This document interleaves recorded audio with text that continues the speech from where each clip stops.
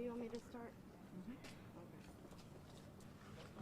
Let me move it around and give you the cue. Okay, look for me. I'll give you the cue. Okay.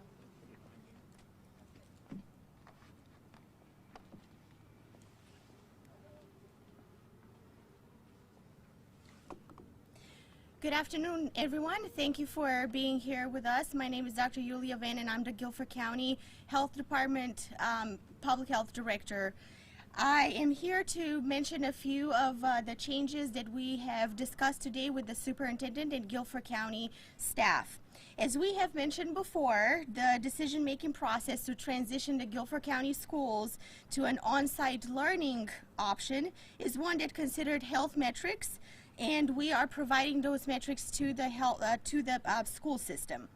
We are also valuing the partnership with the schools, and we strive to provide the most up-to-date health metrics for this decision-making process. As data changes every day, the Guilford County Department of Public Health has been able to refine the data that we have and provide an updated data set in order for the school district to make its best decision. And that includes the incidence metrics, the CDC and the Harvard, as well as the positivity rate. This moves some of the data metrics into a red category of high risk for transmission for both Harvard and CDC metrics. Also, the positivity rate for Guilford County has moved up. We are seeing a positivity rate of 6.5% for the 14 days that we have been analyzing so far, with the most recent date of October 12 of having a positivity rate of 11.3%. Given the new numbers, I have personally called the superintendent today before noon to have a conversation with her and see exactly which direction the school district we want to go into and make a recommendation for postponing the re-entry of the pre-K through second grade. And I know that the superintendent is going to talk more about this in just a few minutes. Since October 6th, the metrics that the health department has been monitoring have been moving up in that highest risk transmission, and we have been seeing them staying in that red category until the most recent date that we have, which is October 15th. So we are seeing continuous community transmission, and we are seeing higher risk for transmission in the schools. That's what drove the conversation today around postponing the re-entry. I will be more than happy to take any questions around the metrics, and I know that we want our children in the schools. I know that this is an important decision for our community and for our parents, but it is the health department's responsibility to provide the most accurate and up-to-date numbers and metrics for our school district in order to be able to make these decisions with the most important information and with the best data that they can. So I will let the superintendent now address and answer any questions.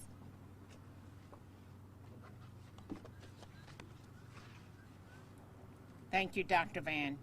As a result of the new information we received earlier this afternoon, we will not reopen more pre-K-2 classrooms tomorrow as originally scheduled. We will receive an update on the community health metrics on this Friday, and will make any decisions about a potential return the next week based on that data. Those pre-K and kindergarten classes that have already opened on a voluntary basis can continue, as the numbers of students and staff involved are small. Transportation for these voluntary pre-K and K students will continue to use the same bus stops they've been assessing for the past few weeks. We understand that this is frustrating for our parents, students, and staff. It's frustrating for me.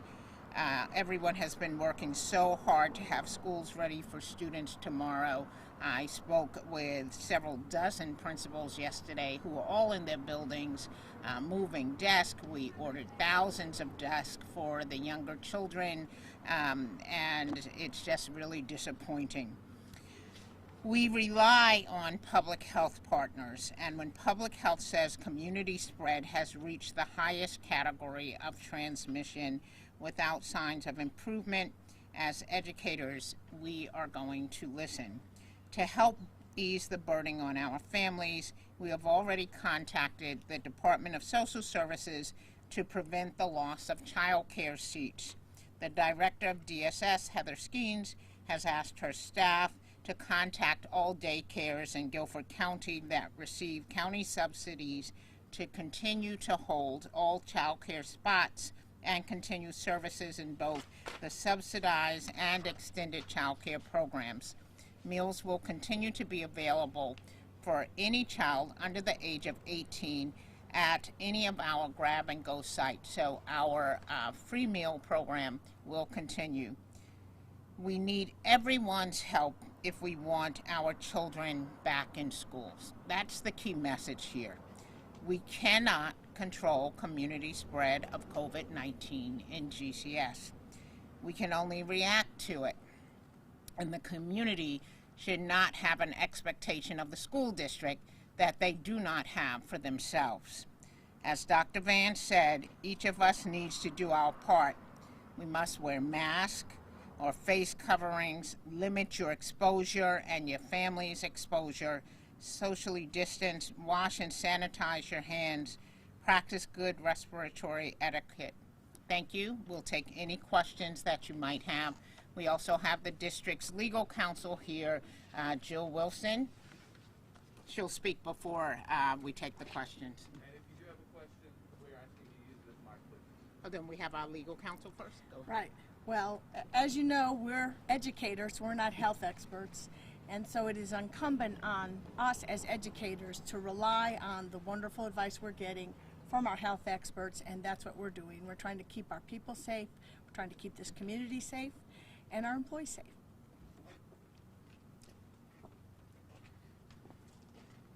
Good afternoon, Dr. Contreras, Danielle Jackson here with Fox State. My first question is, why not just start school in January for all grades, since we are seeing a higher positivity rate? Thank you. We are hopeful that the higher positivity rate and other metrics will decrease because we know that students need to be in school. It is very dangerous for students not to return to school as quickly as it is safe to do so. This academic loss that the students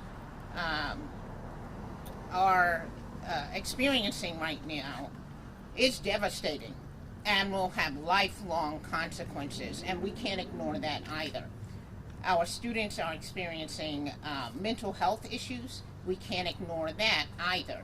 So certainly, I think at some point we may have to say we need to wait until the second semester, but right now the community can do something to change the metrics. We can practice good health and safety protocols and get our children back in school where they need to be. Dr. Contreras, can you tell us what's the specific metric you all want to see at a long rate in order to get the students pre-K through second grade back in the classroom?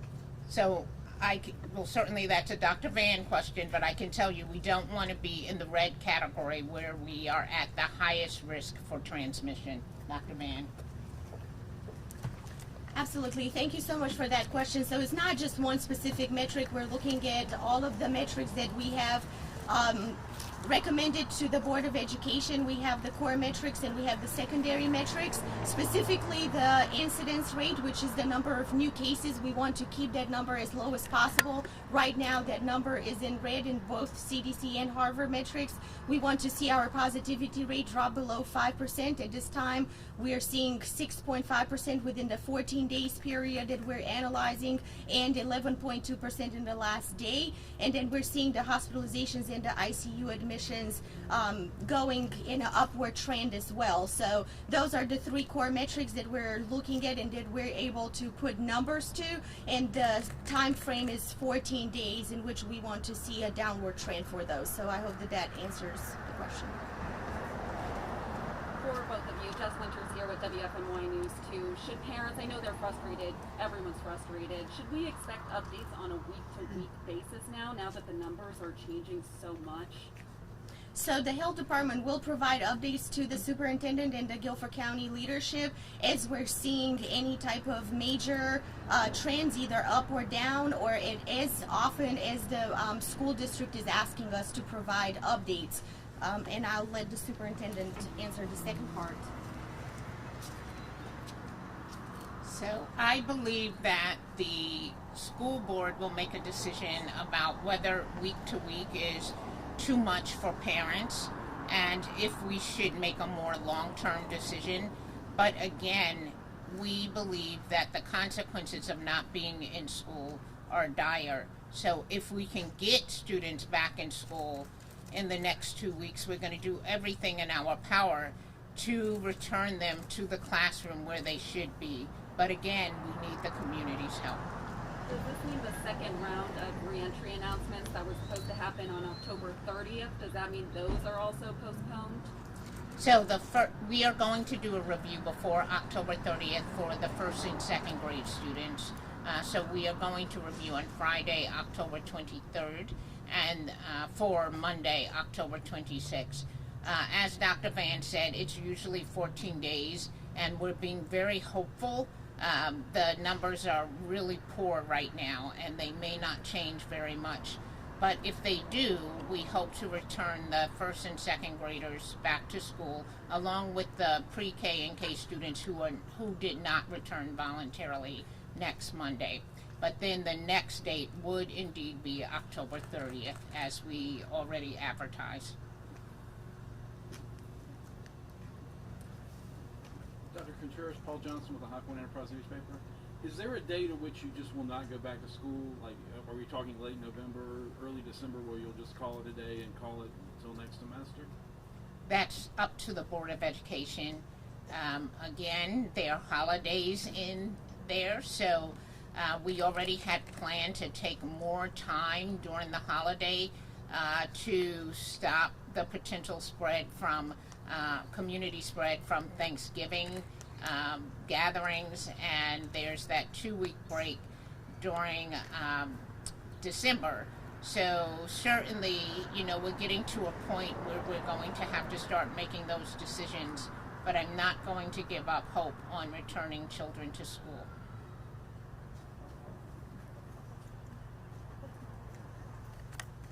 Hi, Sayaka with Triad City Beat.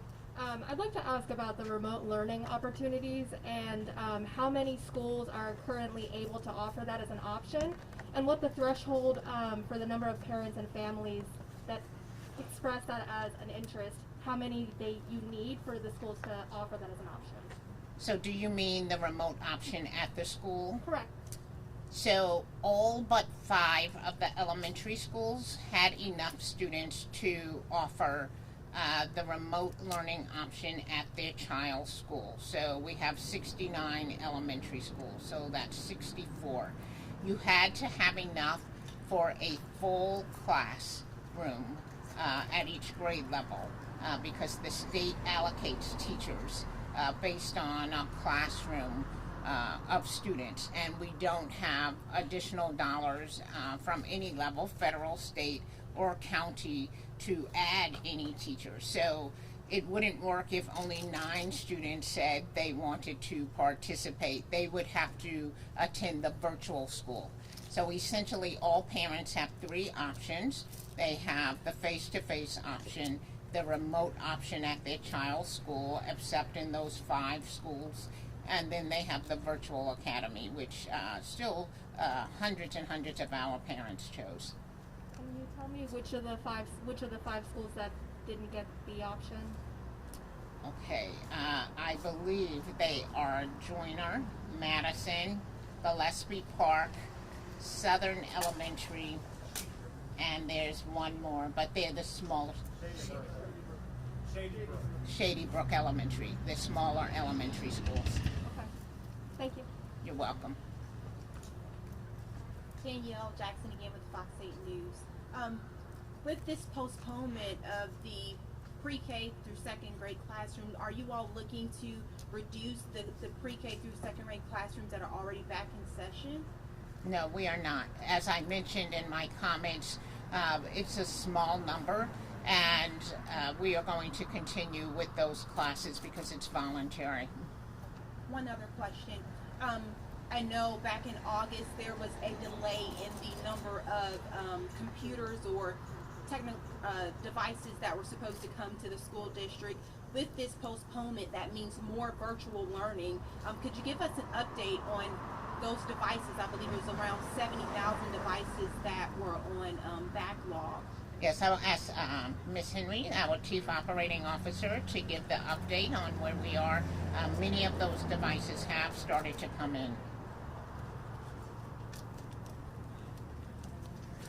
Thank you, Dr. Contreras. Yes, we started receiving many of the iPads, the Apple products that have started coming in are for our students and for the staff, the MacBooks that are coming in for staff.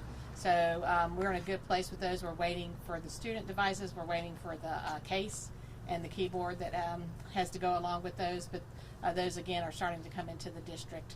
Lenovo, we've heard we're at the end of this month. We're going to start getting our first shipments. We'll get more in November, more in December, with the last 8,000 are scheduled to be here in early January. How many do you all have currently? Of the Lenovo? Yes. We don't have any of the Lenovo yet. But you have the MacBook Pros for the teachers? Or the MacBook? They're scheduled to come in the next 2 weeks. Yes. Last thing. We do have the iPads, yes. Last thing, Dr. Contreras, is there anything you want to say to the parents and to the students who are getting ready, getting excited to go back to school, but unfortunately they're not being able to do so? Anything you want to say to them? Again, I know this is so frustrating, and we're so eager to see our youngest learners. It was the first and second graders and just the kindergartners and pre-K students who had not already been participating, but still we were so very eager. And I want to first thank the teachers and staff who worked all weekend long, preparing classrooms and the schools and lessons for these children. To the parents and to the students, I want you to know we have not given up hope. We're going to do everything in our power to get you back in school, and we're going to continue to work with the community so that the community galvanizes and starts to take the health and safety protocols very seriously so that the children of Guilford County can return to school safely as quickly as possible. Thank you so much. May I ask one more question? Yes. Is remote learning going to be an option for middle schools?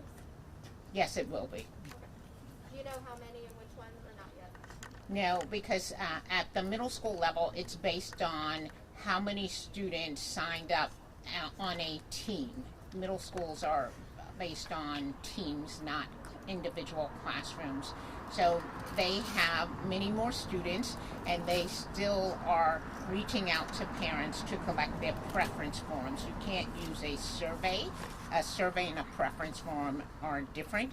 You have to collect every single one, and it's taking a little more time than it did for the elementary schools just because of the sheer size of the middle schools. Thank you.